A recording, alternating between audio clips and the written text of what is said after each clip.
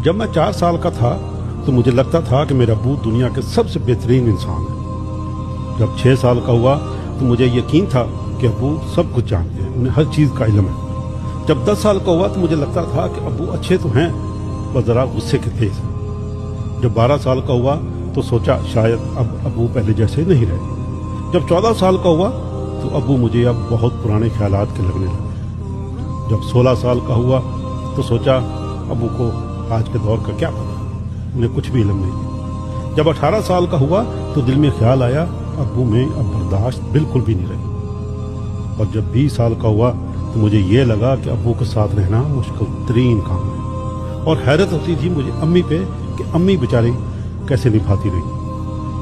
और जब 25 साल का हुआ तो लगता था कि अब्बू को मेरी हर बात पे और मेरे हर काम पे इतराज़ है। जब 30 साल का हुआ तो सोचा अब्बू के साथ इत्तेफाक राय नामुमकिन है। शायद दादा जान को भी अब्बू से यही शिकायत रही होगी।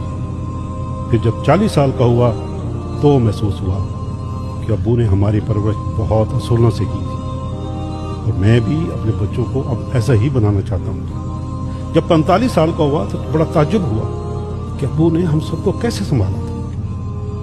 जब 50 साल का हुआ तो सोचा बच्चों की तरबियत कितना मुश्किल काम है।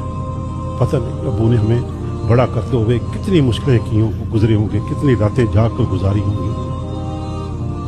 और जब 55 साल का हुआ तो एहसास हुआ अब्बू कितने दाना ज़हीन और कितने समझदार इंसान थे।